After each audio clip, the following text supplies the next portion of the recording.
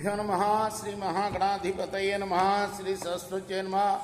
భక్తులరా, వాల్మీకి మహర్షి రచించిన శ్రీమద్ రామాయణం యథాతథంగా చెప్పుకున్నాం. ప్రతి శ్లోకం దాని అర్థం, ప్రతి శ్లోకం యొక్క అర్థం చెప్పుకున్నాం. ఇందులో భాగంగా నిన్నటి వరకు మనం బాల, అయోధ్య, అరణ్య, కిష్కింద, సుందరకాండలు పూర్తి చేసాం. యుద్ధకాండలోని 118వ సర్గ వరకు చెప్పుకున్నాం. ఈ రోజున మనం 119వ సర్గ చెప్పుకునే ముందు వాల్మీకి మహర్షిని ప్రార్థన చేసుకుందాం. కూజంతం రామ రామేతి మధురం మధురాక్షరం ఆరుహ్య కవితా శాఖాం వందే వాల్మీకి కోకిలం. సమర్థ సద్గురు సాయినాథ్ మహారాజ్ కీ జై. రాముడు అలా సీతమ్మను పరుషంగా మాట్లాడుతూ ఉంటే ఆమె ఉలిక్కిపడింది. ఎంతో దుఃఖం వచ్చింది. తన భర్త తనను అంతమంది మధ్యలో ఎన్నడూ ఎరగని మాటలు అంటూ ఉంటే ఆ మైథిలి చాలా సిగ్గుతో తలవంచుకుంది. ఆయన యొక్క మాటలు బాణాల్లాగా గుచ్చుకొని బాధపడింది. ధారగా కన్నీళ్లు కార్చింది. ఆ కన్నీటితో ఆమె ముఖం అంతా కూడా నిండిపోయింది, తడిసిపోయింది. వాటిని తుడుచుకుంటూ గద్గద స్వరంతో ఓ వీరుడా, పామరుడు పామర స్త్రీని అన్నట్టు మీరు నన్ను ఇటువంటి అనరాని కన్న కఠోరమైన మాటలు ఎందుకంటున్నారు? నేను మీరు అనుకున్న లాంటి దాన్ని కాదు. నా సచ్చరిత్ర మీద ఒట్టు పెట్టుకుంటున్నాను. నా మాట నమ్మండి. మీరు ఏ ప్రమాణం చేయమంటే ఆ ప్రమాణం చేస్తా.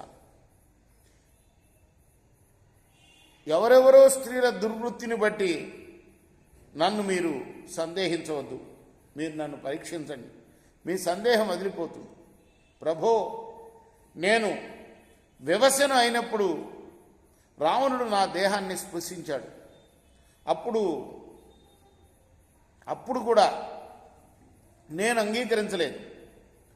ఆ అపరాధం నాది కాదు, దైవానికి. నా దీనిలో ఉన్న నా మనస్సు మాత్రం మీ మీదనే ఎప్పుడు ఆ సమయంలో కూడా నిలిచే ఉన్నది. పరాధీనం అయిపోయిన నేను నా దేహ విషయంలో నేను అప్పుడు అస్వతంత్రురాల్ని. నేనేం చేసేది? నేను మీతో కూడా పెరిగి పెద్దాన్ని అయ్యాను. మిమ్మల్ని ఎడబాయకుండా మీతో ఎప్పుడూ కలిసిమెలిసి తిరిగాను. నన్ను గురించి మీకు తెలియకపోయినట్లయితే ఇక దేనివల్ల కూడా నన్ను గురించి మీకు తెలియదు.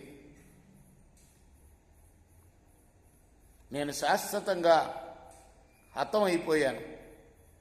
ఓ ప్రభో, అప్పుడు నన్ను చూచి రావడానికి ఆ వీరుడైన హనుమంతుడిని పంపించారే, అప్పుడే నన్ను వదిలిపెట్టి ఉండాల్సింది. ఎందుకు పంపించారు మీరు ఈ మాటలు కనుక హనుమంతుడితో అప్పుడే అని ఉన్నట్టయితే ఆ హనుమంతుడి ఎదుటే నా ప్రాణాలు తీసుకుండేదాన్ని.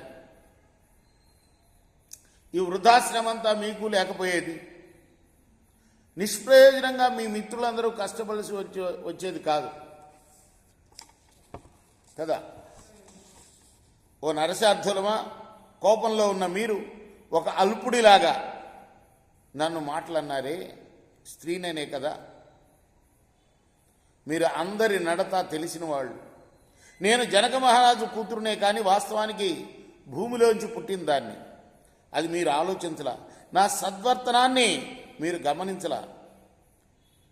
మీరు చిన్నవారుగా ఉన్నప్పుడు నా పాణిగ్రహణం చేశారు. పాణి అంటే చెయ్యి, నా చేతిని స్వీకరించారు. పాణిగ్రహణం అంటే అమ్మాయి చేయిని అబ్బాయి తీసుకుంటవే.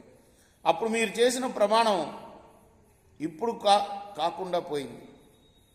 మీ మీద నాకున్న భక్తిని, నా శీలాన్ని, నా సర్వాన్ని మీరు ఇప్పుడు వెనక్కి తీసేస్తూ ఉన్నారు అని ఏడ్చింది సీతాదేవి. కన్నీళ్లు కారుస్తూ లక్ష్మణుని చూసి, ఓ సౌమిత్రి, నా ఈ దుఃఖానికి ఔషధం చితి మాత్రమే. వెంటనే నువ్వు నాకు చితిని పేర్చిపెట్టు. ఇంకా నేను జీవించి ఉండడానికి వీల్లేదు.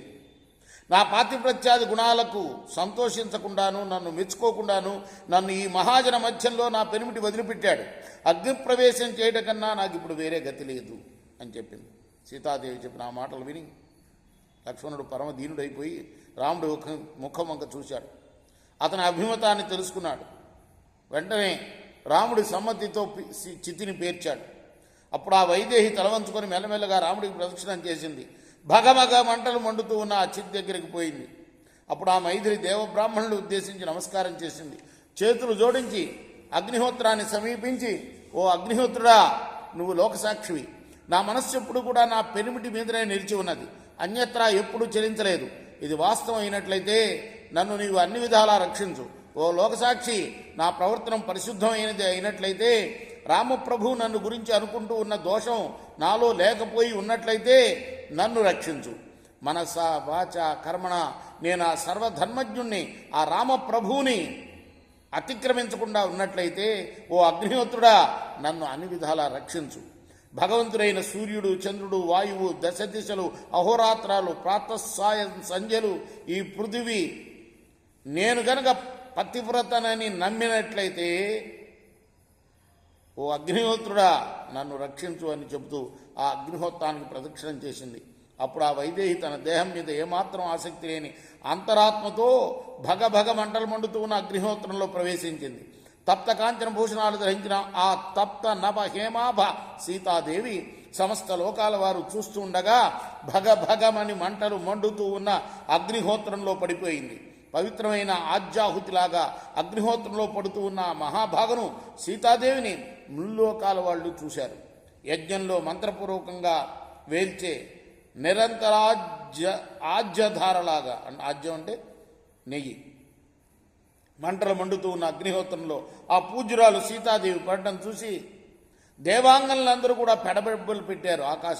ఆకాశంలో నుండి ఎలుగెత్తి ఏడ్చారు. శాపగ్రస్త స్వర్గలోకం నుంచి భూమి మీద పడుతూ ఉన్న దేవాంగనలాగా అగ్నిహోత్రంలో పడుతూ ఉన్న సీతాదేవిని ముల్లోకాల్లో ఉన్న దేవ దానవ గంధర్వులు అందరూ కూడా చూశారు.